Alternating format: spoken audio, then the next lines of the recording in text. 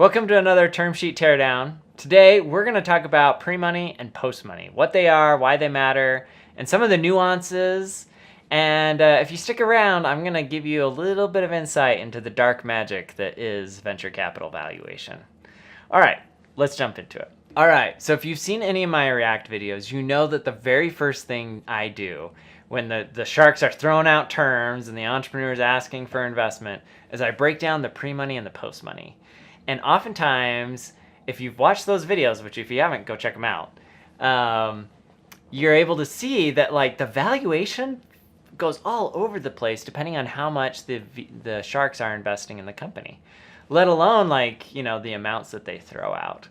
And so oftentimes what's happening is it seems like the shark is giving the entrepreneur a better deal at a higher valuation, but in reality, they're driving down the valuation because all the numbers that they report on are all post-money valuations. So let's dive into what I mean by that. So let's say that you are raising money for your startup and you meet with the VCs and the VCs say, you know what, I believe your startup is worth $9 million and I'm willing to invest $1 million. So you're going to invest $1 million. And the value of the company is $9 million. Now this is a pre-money valuation. And effectively what the venture capitalist is saying is that right now, before you take any money from me, if you were to like sell this company to somebody, it would be worth $9 million. Now that's not entirely accurate, right? I mean, you think about, you know, a couple of people with a great idea that raise money. Is their idea and they're like, you know, them as a team really worth millions of dollars? Probably not. And so this is where like art and science kind of comes into it, but we're going to come back to that. We're going to just talk about pre-money and post-money for now. So in this case, that's really though what's happening is the VC is saying your business today is worth $9 million. I'm going to give you $1 million. And so your post money is going to be $10 million post money.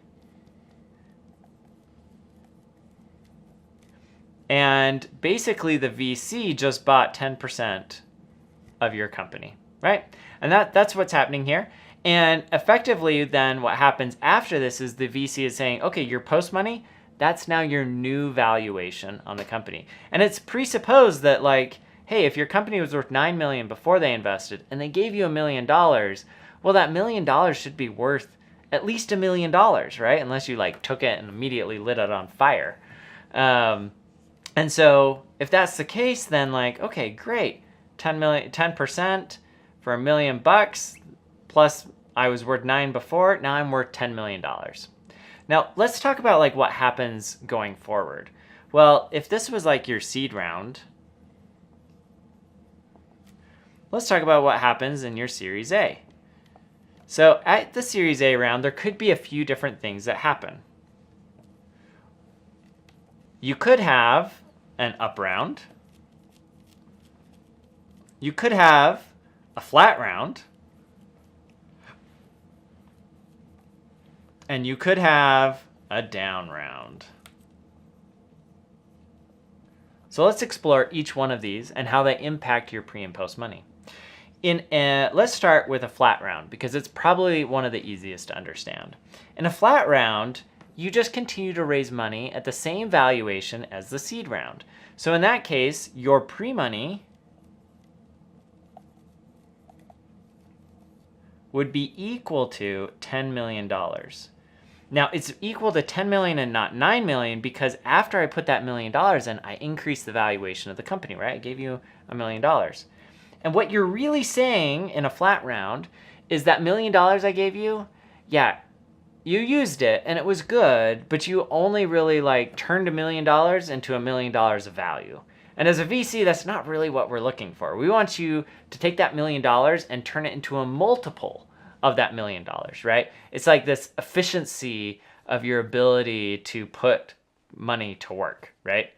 But there could be a lot of different things that happen that create a flat round. Some of it could be internal to the business. So maybe They thought they were going to close a big contract and it just didn't happen. Or it could be like external to the company, wherein like the economy just took a massive hit and valuations are broadly down. And so the company says, hey, look, we generated a lot of revenue from that money you gave us, but because valuations are down, our valuation is still relatively flat. So you could have, different things that result in a flat round. I would say flat round, if you can avoid a down round, flat round is pretty dang good. And in the current economy, where valuations are down a lot, capital is constrained, flat round is kind of the new up round. So let's talk about up rounds though. An up round is where you took that $1 million and you created a multiple of it in terms of value to the business, right? That could be you closed additional contracts, or you met certain large milestones, or you built an incredible product and were able to put all the features together and finish it. Whatever it takes to create more value within the business. So in that case, let's say we had an up round where the pre-money is going to be anything in excess of 10 million. So greater than 10 million is going to be an up round. Now, ideally, what venture capitalists are looking for is not just like we go from $10 million post money to $11 million post money. What we're looking for is you go from $10 million post money to $30 million pre-money, right? The next thing is you could have a down round. Now, down rounds you want to try to avoid as much as possible. But in essence, a down round is any time where the pre-money is less than $10 million. And in that case, everybody, including your prior investors, this investor that put in $1 million, just got diluted because the company is now worth less, right? And you can see this when we do general math. So let's say that this company raised at a $20 million up round, this one raised at that $10 million pre-money, and this one raised at a $5 million pre-money. Well, in this case, I own 10% of the business, and the value of my investment is $1 million. So in this up round, the value of my investment just went to $2 million because I own 10% of the company. And this is assuming these are all pre-money valuations here, going down. This one, the value of my investment is still worth $1 million. And in this case, the value of my investment is only worth $500K. And these are simply just 10% multiplied by each of these. So you can see, like, nobody really wants a down round because the value of their investment goes down, the value of your stock goes down, etc. Down rounds become really painful, though, as an entrepreneur, because if you have to raise additional capital, you're going to do it at a much lower valuation, and you're going to take a huge hit in terms of dilution. And VCs don't like this happening either with down rounds. So oftentimes they'll put in provisions that allow them to basically be issued shares if you raise at a higher valuation. And here's like some of my tips if you're an entrepreneur. Oftentimes, especially in the last couple of years, there's been so much focus on this up round and getting a pre-money that's really high. And what's happened is these companies have basically said, you want to invest in my company, VCs that all have way too much money? Great. You're going to do at a really high valuation so that I don't have to take very much dilution from and give up too much of my company. But what that did is that they ended up being valued at way too high valuations, right? There were companies that were being valued at 100 or even 1,000 times revenue, when in reality they should have been valued somewhere between 6 to maybe 15 times revenue. And what that's led to is that today, in today's environment, they are valued at like 10 times revenue, not 100 times revenue. And so if you didn't grow your revenue by 100 times in the last year and a half, then you're going to have to take a down round. And not only are you going to have to take a down round, but it's probably going to be really hard to raise capital right now. And so not only are you taking a down round, it might be a down round plus it might be some structure, like you're going to have to pay up a higher liquidation preference or what have you. So I always guide entrepreneurs and give them feedback, that they should be very thoughtful about where they put their pre-money valuation.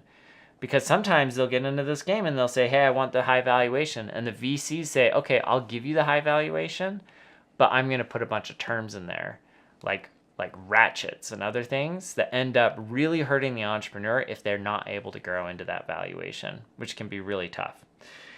And the reality too is that the more hair, as we call it in the industry, there is on a deal, the less likely a new VC really wants to participate.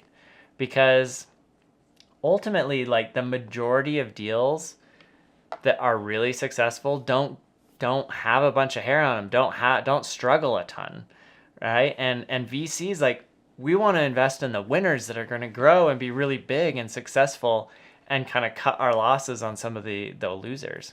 I was meeting with a VC a few months ago. He made a good point. So their fund was an investor that raised a fund in like 2000, 2001, somewhere in there, and started making investments. And they actually made 3 phenomenal investments. Like, these companies absolutely crushed it. And you would know the names of them if I were to tell you on this channel.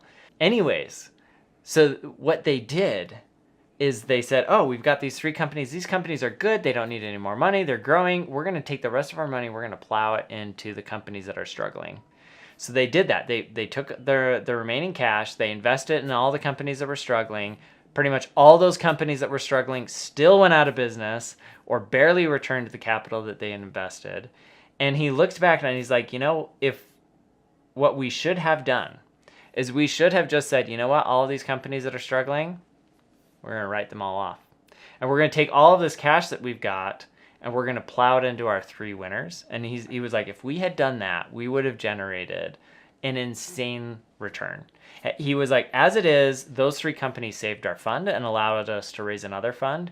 He's like, but we could have made so much more money for our investors if we had just triaged things a little bit better and put the money where it belonged. And I think really smart investors do that. And that makes it really challenging if you're a startup that overvalued your company in prior rounds in order to attract really great investors for your next rounds if you didn't grow into that prior valuation. So my advice is just be really careful about how you price your pre-money and how much money you take, because it can really impact your ability to fundraise in the future. So I promised you a little bit of insight into the black magic that is venture capital valuations.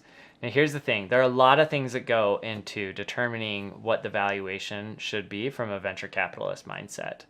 And I'll tell you right now, it basically boils down to 3 key things.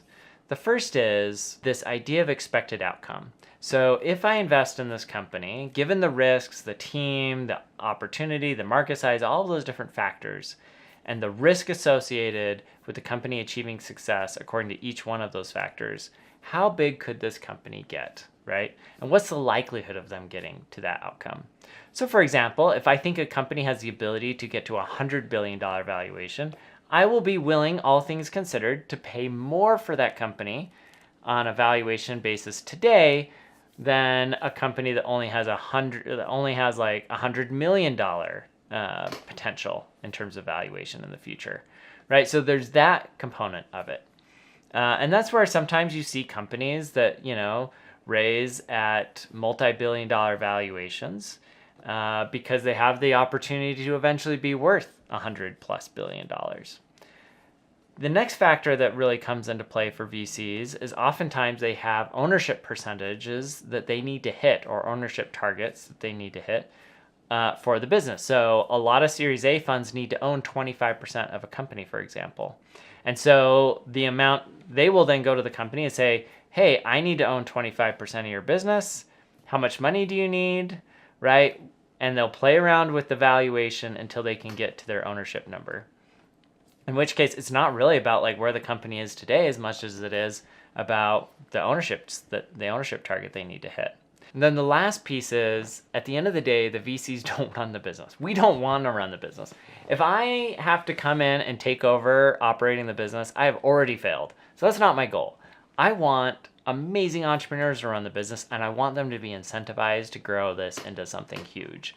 And so there's also like this piece of the puzzle, which is making sure that the entrepreneurs are incentivized to continue to run the business. And not just today, but in the future as well. Because if I invest at too low of a valuation, then the next investor is going to invest, and the founder's going to get diluted even more and more and more. And pretty soon, if we didn't get it right in the early days, pretty soon they may not own enough of the business to be incentivized to keep driving it and growing it, which doesn't really help us as investors. So those are some of the dynamics that are all happening right within the VC's mind as they're thinking about what's the right valuation in order to win this deal. Anyways, I hope that was helpful. Check out some of my other term sheet teardowns like pro rata rights. Thanks.